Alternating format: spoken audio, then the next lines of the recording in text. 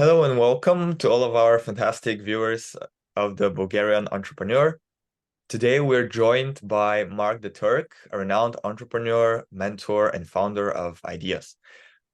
With a career spanning over decades, including advising top officials and training thousands of managers globally, Mark's insights on leadership and entrepreneurship are invaluable. Let's dive into his journey and impact of his work through Ideas. Mark, thank you for joining us today. Welcome, my friend Lechizar, and good morning. Is this live or will this not be live right now? This is not live, or is it? It's recording, but it's not live. Okay, good.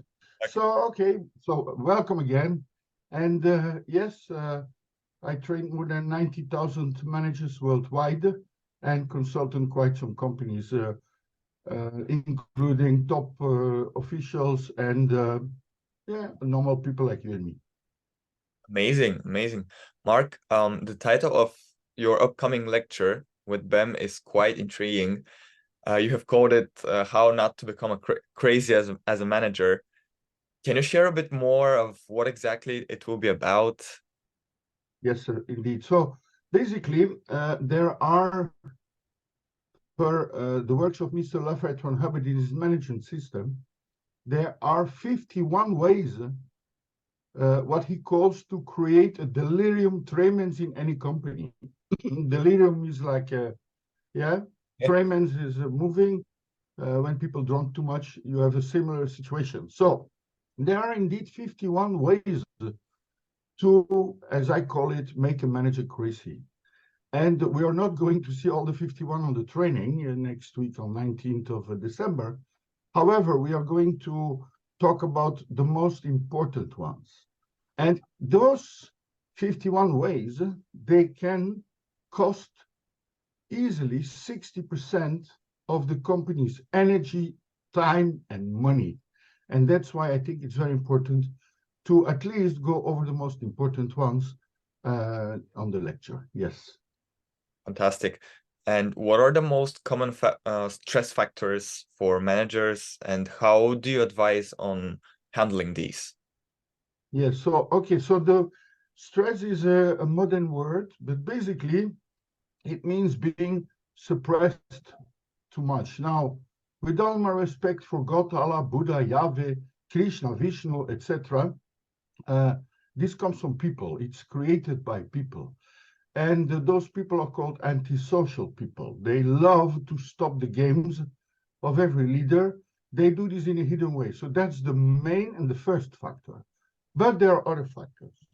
For instance, in Bulgaria, you have the famous "Stegu napravia" answer on a task or on a job to do. You ask something to do tomorrow or later, and then you get as an answer "Stegu napravia." So it means there is yes and no. But in Bulgarian, yes is like this and no is like this. But somehow they mix it and they say yes, but they think no. And then the manager becomes crazy because, and that's the third main factor, every question mark in the mind of a manager stops part of his attention in the past, while a manager should have all his attention on today and the future. You understand? And this makes really a manager crazy. The first step is makes a manager, tired, and then he can become paranoid, and then have illnesses, etc., to finally die. And there is in companies, there is people who are experts in making the manager crazy. And so my lecture will be more how to find these people very fast. Because, again, 66%, if not more, of the energy, the money, and the time lost goes towards this kind of people. So that was the second thing. And then the third, I will give you three. The third one is someone who is continuously bypassing the communication lines. For instance, someone on third level comes to me, or I will bypass the manager and go to someone else. This is another way to make a manager fully crazy. There is 51 ways, as I said, But okay, those are three already. Most of the people, I think, know. Interesting. Thank you for sharing, Mark. And Welcome. it often gets thrown out that balance is what we need in the modern world to maintain our well-being, balance between personal life and, let's say, job responsibilities. What's your opinion on that? And do you have any tips for maintaining balance? We have a definitely strong opinion on that. That's why we, at some moments, so we have different brands in our company. We have, on the one hand, ideas is to bring new ideas for the future. Free boss is to make the manager free from his daily activities.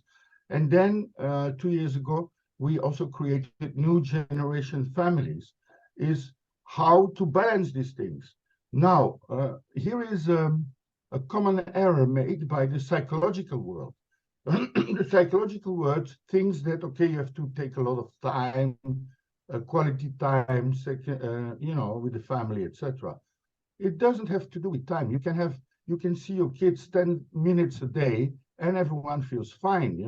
So definitely we have an opinion on that, and definitely we also have a solution on that. But this will not be part of the lecture on how to make a manager crazy. But yeah, we regularly give solutions on how to balance it, how to deal with the kids which are so-called difficult, how to recreate your marriage, because nowadays marriages don't, most of them don't stay long. And my wife and me, we are together since 26 years. So there is some things which we give to managers and their wives or husbands to keep the balance. Okay. Yeah. Amazing, amazing. And from your experience, Mark, have you seen the leadership style of a manager, their own style of work, let's say, contribute to their own stress levels? And if so, how can somebody tweak or improve their own leadership style? Yeah, so of course. I mean, again, with all my respect for God, Allah, Buddha, etc., market and people working for you, the main reason is always in you. You are cause over what's happening to you. And we learn, the managers, that this is the first thing they have to look at. So when they are stressed, when they are crazy, when things don't go well, they should not start blaming, because when you blame, you make the other thing or person bigger and yourself smaller. And this is not the way to be a leader. A real leader doesn't blame, he first looks in himself, as is with stress. So he first looks in himself. What did I do?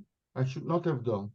Or what did I not do? I should have done. And that's all basically. So there also, we have some tools to help the leader to improve himself basically. Yeah. Right. When the fingers of blame point somewhere, they should point inwards, right? Always. Always. Always, meaning everything which happens to you is in the first place because of you. Yes, there might be other factors, but the only factor you can change is yourself. You cannot wait till the nature changes. You cannot wait till other people change. You first change yourself, that is for sure. Yeah. And then, so Mark, what is the role of emotional intelligence in this context? So emotional intelligence is again the modern world, a modern word. I'm sorry, but we have it basically. Ron Hubbard discovered that every person is more than a body. So you have the person, then you have the mind, and then you have the body. And there is three things. There is thinking, and then emotions, and then action. Now, the emotions is basically the energy which you send from yourself to your body, to your brain, and then your body moves. And this emotion, it's like an energy level, wavelengths. And he discovered that there is an exact scale of emotions, which if you know this scale by heart, you can very fast see who is in front of you, what emotion does this person have, what energy level, and you can then communicate and work with this energy level. So definitely emotional, as you call intelligence between brackets, is the way a manager uses to move people. So you have thinking, but if you want people to move, you need to have the correct emotional level. And this is one of our main parts in most of our trainings. Now in the 51 ways to make a manager crazy, we will talk a little bit about that. Yeah. Interesting. And to conclude, Mark, what is your outlook on management in the future years or decades? Do you see it changing in any way? And if so, how? So first of all, I hope to see it improving, because a lot of people, they are going out of school and then they think they're managers, but management, the definition of management itself, a lot of people don't know. It's basically to have an ideal scene.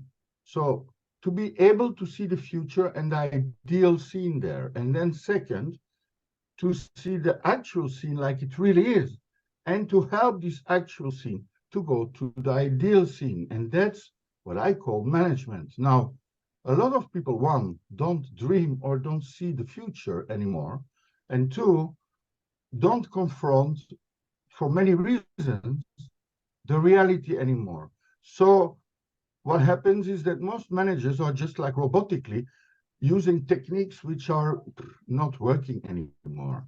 The world is changing. There will be, on the one hand, people, and on the other hand, machines, robots, etc. So that manager who understands really people, who can be like a good mother, you know, these people will have future as big leaders. The others, well, will be changed by robots, basically. So yes, I foresee big change in management of people. Wow, amazing. Well, Mark, thank you for sharing those insights. I'm eager to see the lectures Welcome. coming soon. When is it again? Can you share for the... Always welcome. Yeah. It's on 19th of December at 4 o'clock. Most of our lectures we do with BEM, we do every Monday lecture from 4 till 5:30. It's online. Normally people of the Bulgarian Entrepreneur Magazine should have received the link or will receive the link. And it's online, so everyone is welcome. And next month, we will have another topic, which I'm not going to, I will leave it a little bit mysterious, but it will be somehow about peace, because we live in a, in a period now where this becomes interesting, yeah, Koleda or Christmas, and how to bring peace on earth and how to trust each other. That's all what I will talk about, what do we say about it now. And for the rest, thank you very much, and have a nice weekend. Thank you. Thank you, Mark. Excited to see you again. And yeah, talk to you soon. Bye-bye. Thank you. Ciao.